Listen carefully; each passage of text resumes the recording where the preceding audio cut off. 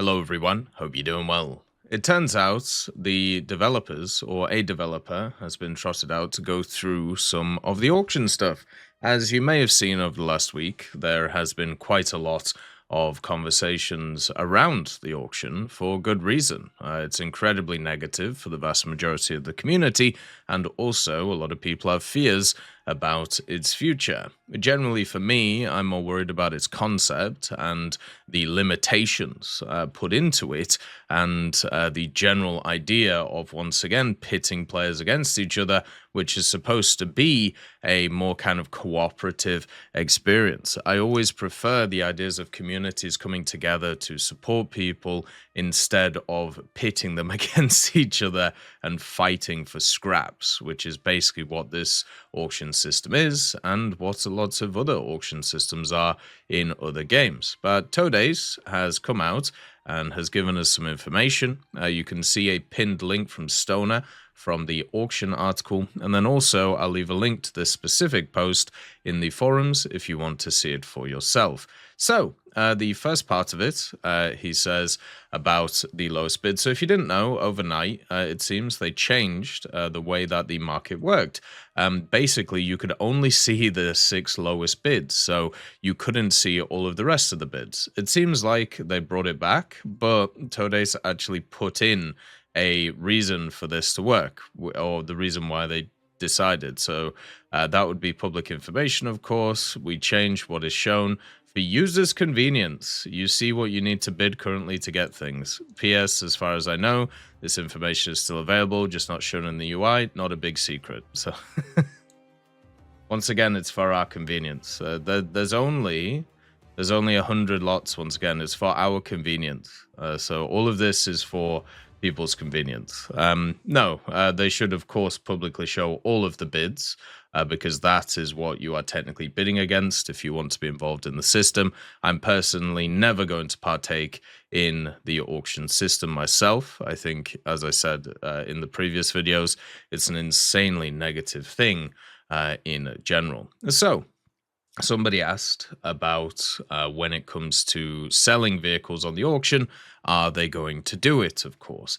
Because there's a lot of people right now who are worried about the idea of newer vehicles being put onto the auction. For me, that's not really a worry of mine. It would be incredibly stupid for them to do that. It's like just a very boneheaded move, at least in the start of it. Obviously, the way that these systems work is you wait for many years and get people used to the mechanics, and then you start introducing this stuff. So that type of conversation isn't even worth it for like maybe 2 or 3 years. Then maybe we can talk about it as a possibility. And that's how the SL gambling crates happen. That's how a lot of other bad systems in the game have happened. Basically, you introduce something with a bid higher and introduce it slowly. So yeah, picture banner, ooh, just a couple of camouflages, and then you expand it over time, very small increments, and then you do a big show for one thing to get people incredibly involved, and then bang, that's the new normal. That's what they've done with the SL crates and all of the other systems that are in the game. There is no reason why this would be any different. And the reason why they do this is because that's how you do it in marketing. That's how every company does it. You start off small, something that's incredibly beneficial for the user in as much way as you can, and then you decrease how much it is for the user and increase how much it is for the company.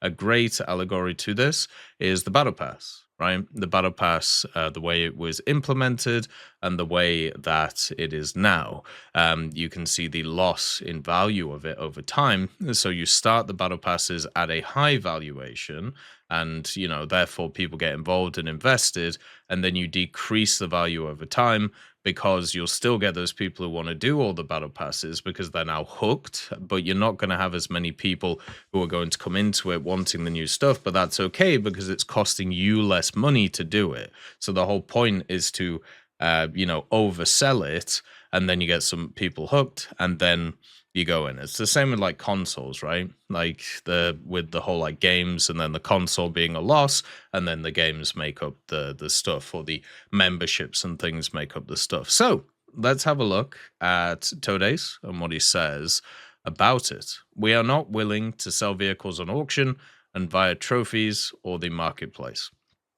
Okay, so I think what he means here is not exclusively, because once again, bit broken English, so benefit of the doubt, right? I think benefit of the doubt is required in this setup, but basically, he's saying they won't exclusively be there. So whenever a new vehicle is added, they won't be through the auction or through the marketplace. If this ever happened, it would be insane because once again, consoles don't even get access to the market. So like, it's a non-starter from that point of view. For some reason, other things, it's not a non-starter, but for me, I like to, put the same rules on everything, but Gajin disagrees. First of all, we do not like the idea of making our hard work available only for a few.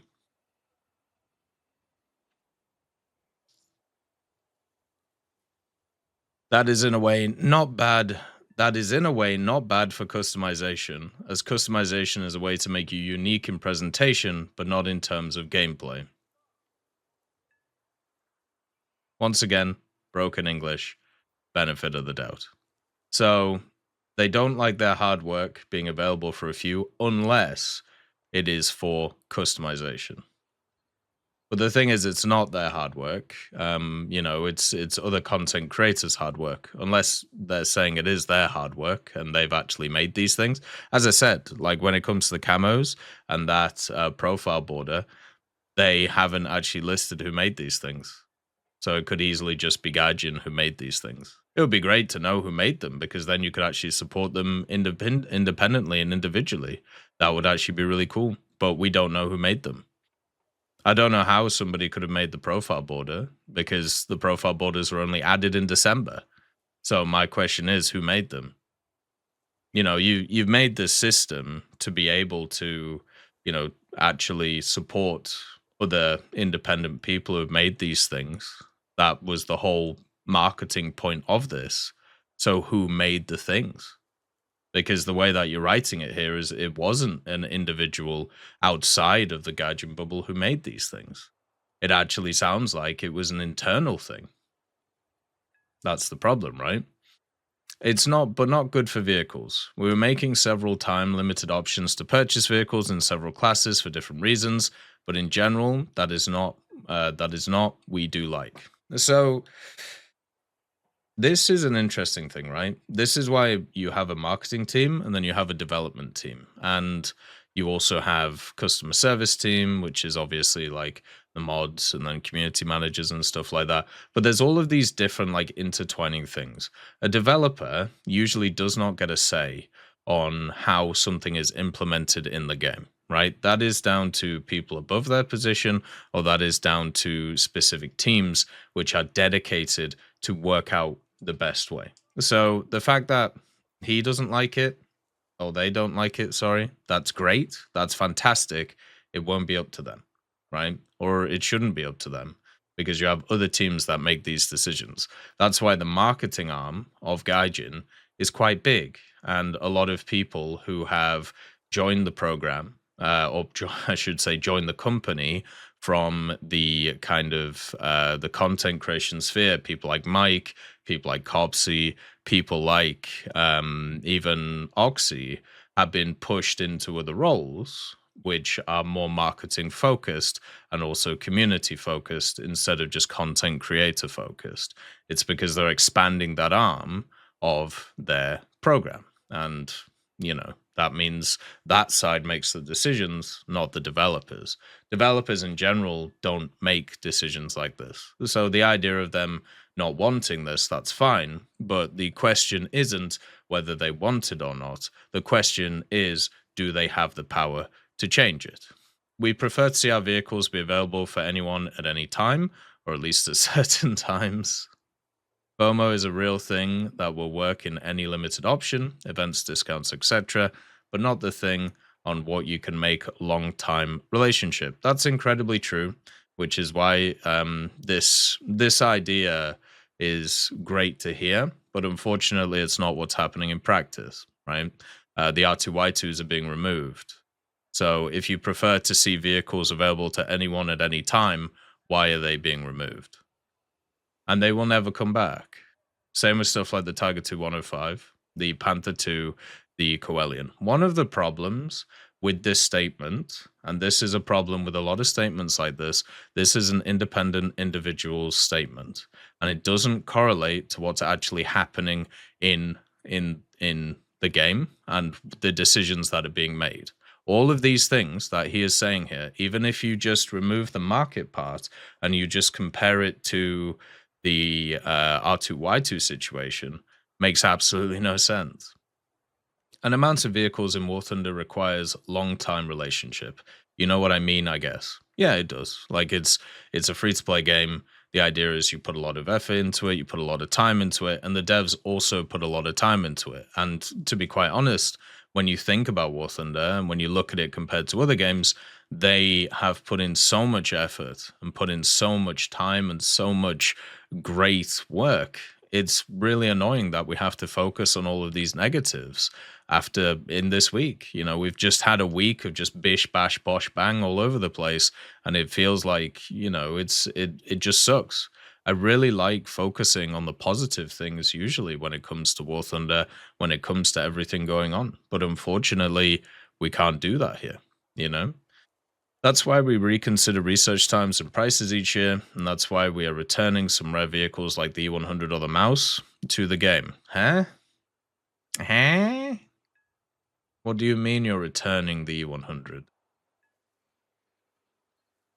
The E100 has not been returned in a very long time. It was available in 2 areas. It's weird how they've just added in the E100 there. The mouse comes back every year for an anniversary event. It's once again a marketing gimmick, and it was removed because of balancing issues. And yeah, they use it as a marketing gimmick, which is kind of hilarious because once again, if it was up to Toadace or according to him, the group of developers, it would be available all the time, right? Which we have and do not want to see much of in the game because of known reasons to the game. Ah, yes, well, maybe the U100 will come back this year. Who knows? Maybe this is a confirmation. Who knows? Or maybe they just talk about the mouse and lump in the E100 to the same category for some reason. Another reason, not the main, why we are not going to put vehicles in auction is that purchase and gaijin are the best for content creators' revenue share, or even the only option. Yes, it is. So when it comes to camos, when it comes to stuff like that, if you are trying to do revenue share for the creators of those camos, there's only really gaijin coin that's there. Because once again, gaijin controls that system. Now, they could do it in other systems. That would be something that is possible. They could do it in whatever currency they wanted, but they don't control that system. And therefore, they don't control the price and they don't control the cost. And this is the general problem that I have with the whole thing. But it is the most beneficial for Gaijin. They could, once again, when you have control of the whole thing, when you have complete control, you can do whatever you want. But also it says, but they're also not available for console players, which is also very unpleasant and obviously not we are happy about. Okay, stop adding in systems that mean that console players can't get access to these things then. You're not happy about it. I'm not happy about it. Nobody else is happy about it. That is not a positive thing for the community. That is not a positive thing for the content creators because these people don't get access to this stuff. How about before you add in more marginalizing mechanics or content to the game, how about we try and fix that part of it? How about we focus efforts on that instead of doing this? The reason of refusal to deny is that very old discussions, and as in most cases come from player suggestions, is to have some kind of option to get the vehicle for a limited time or perpetual when you buy a skin. What? Because otherwise, if some players want a skin but do not have the vehicle, there is not much sense for him to buy a skin until he gets the vehicle. That's true, but the also the way of doing this is to make the vehicles available for everybody or make them a vehicle in limited periods. And you, once again, judge, jury, executioner. Like I don't know how many times. Like this is like this is like a person who is sat down at the table. They've made a meal, and then they're like, "Well, I'm not happy with this meal." It's like, well, you made the meal. Make it different. Like you cooked the food, you bought the ingredients, you did all of these things, and you are disgusted by it. And it's like, well, okay, you also have all the powers to change it. That's the thing. This is like a problem created by, your own decisions. We're not planning that anytime soon, never even have a detailed concept. There are some complications in terms of research and game progression system. This thing, if would ever be made, would provide something like, oh, now they sell vehicles via the auction. Of course, technically it would be that, but obviously that would give an extra way to get the same vehicle that can be purchased via the Gaijin store, Gold Premium, or regular research tree. Right, so there we go. That's the part that actually matters. All of this, worthless, unfortunately, as usual. But yeah, so their idea is maybe they can loophole in the vehicles into the auction house by selling them with a skin. So you bid on the skin, but technically you get the vehicle too. You remember? So I brought up this example a lot, and this is a way that people get around definitions and get around laws. So in China, they have a really strict policy when it comes to gambling, and especially in games. Obviously, can't be for minors, but also another thing is you need to have percentages on everything that is designed for gambling. This got Blizzard into a bunch of problems with Hearthstone, because Hearthstone is a CCG, a collectible card game, which is based around a digital opening of packs. And then when you get the packs, then from there, what you do is you, of course, can use them, right? Or you can turn them into dust and create other cards that you want. That's the basic idea of it.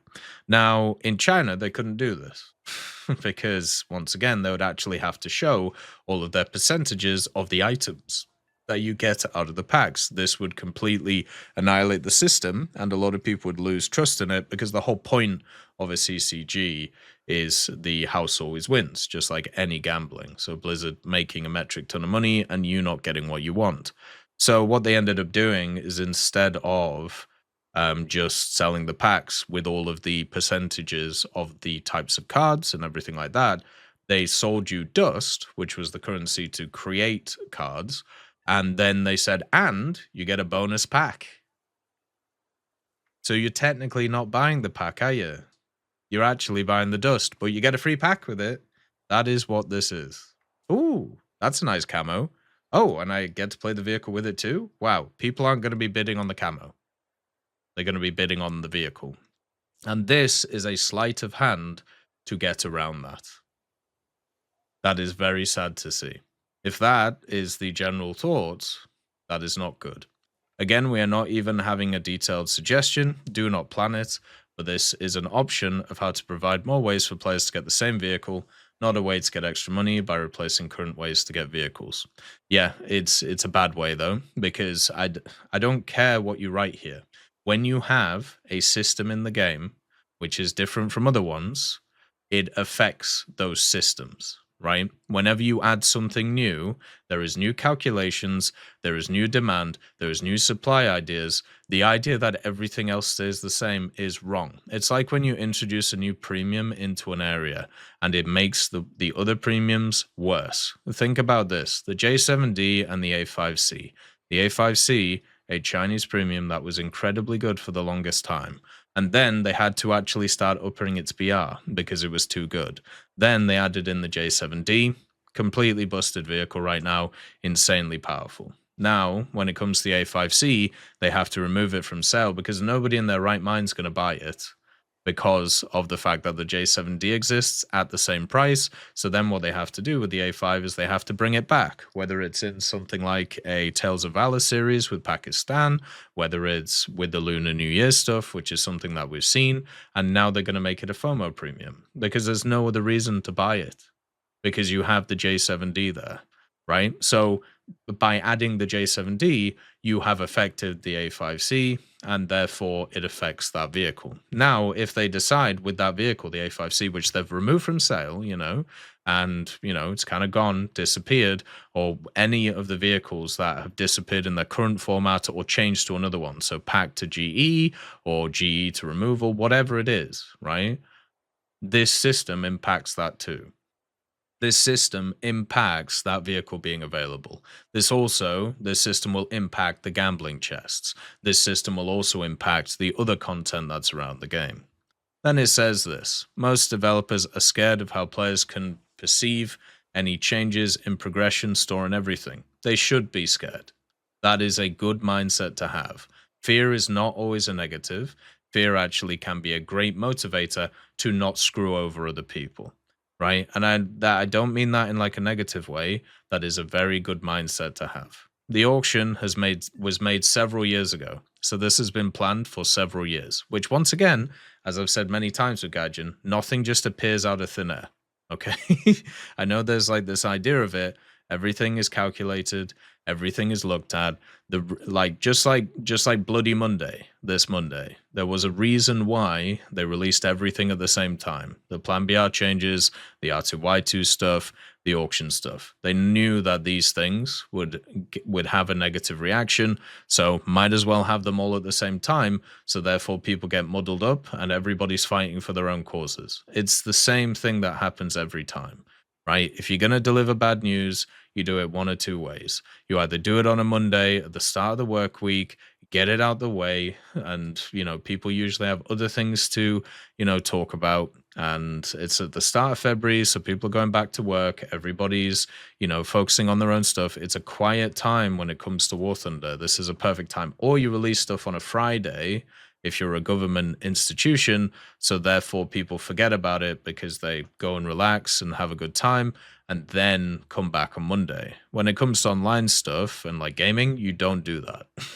You don't do that at all, because that's usually the time where people are most engaged. So with gaming, you do it on Monday and Tuesdays, take off the band-aid and go for it.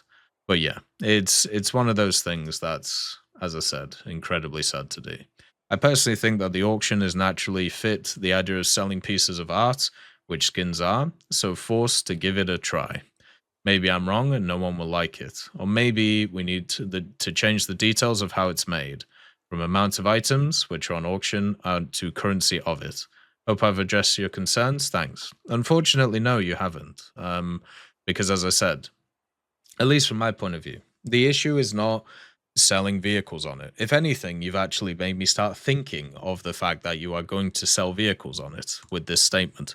But no, the problem from my end is my opinion, just like yours, supposedly, is this area here, this right here. For me, I want people to get access to as much stuff and information as possible. The whole point of a free-to-play game is you are either able to grind it out for free or you can pay to quicken it up. That's the whole point of War Thunder. That's been the whole point of War Thunder from the beginning, right? Now, stuff like that has changed over time, but I have always liked the idea that stuff is available for everybody to be able to get. This is not.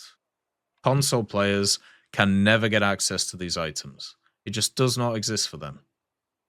They can't ever do it. And that makes me so sad, right? They can never even touch these things. So even without getting into the miasma of, oh well, you can grind out the game and you can get Gaijin coin, which somebody else has put money in for, but you can do it, and then you could bid for these things against other players fighting to get cosmetic items. Yeah, you can do all that. But without even touching that subject, console players don't get access to any of this. So you've introduced a system which has to be a segregated system. That is never going to be okay for me. Never in a million years when it comes to War Thunder. Because what I want from the game is people to have access, at least access, to everything that they can get. That doesn't mean that it's easy to get. That doesn't mean that maybe you might even have to pay for it, especially when it comes to cosmetic items. It just means that there has to be some kind of access, and that is not what you have here. An auction system, by its definition, is designed to remove 99.9% of people, especially when it comes to art stuff. We do not need an elite in War Thunder of art collectors, right? Please don't do this. There are much better ways of adding in these systems, which even you have talked about and even are more fair. So please just understand that. I really don't like this idea. I really hope that this week has started to get people a little bit more, I suppose, realizing, what has been going on. We have statements talking about a developer/developers who don't want vehicles, they want vehicles to be available for everybody. And then they have the removal of 3 vehicles so nobody can get access to them. We also have, talking about maybe even adding vehicles into the auction house if it's alongside a camo, or maybe if they're available in other areas. We also have other statements talking about how they like the idea of the auction house because of the fact that it mirrors what is there in real life. The whole point of the online space, the whole point of video games, is you can expand outside of the realms of the physical world. Why are we using their same rules? And the question is because they are tried and tested ways of profiting. And that is a problem. That's why all of this system exists. It is not community focused. It is not something which can even hold a candlelight to anything close to being useful for the majority. It just makes me sad. It really, really does. Please let me know your thoughts. And as always, these discussions are ongoing, so make sure to get involved if you are a person who is interested. Have a wonderful day. Peace be with you. I'll see you next time. I'd just like to thank GMG Smiley, CD Beans, Chieftain Mike, EMN3 Galaxy, Tulio Pontecorvo, Brendan Quinn, Carrion Crow, Gus Irenicus, Pyman, Wartinder, Teddy, Daniel Stanton, Martinez, B. Young, Ozzy Panzer, Alan Hacker, Liam Shear, Opium Prime, Lafouche, Sem Aslan, Uncle Bean, and Derek R. for supporting the channel.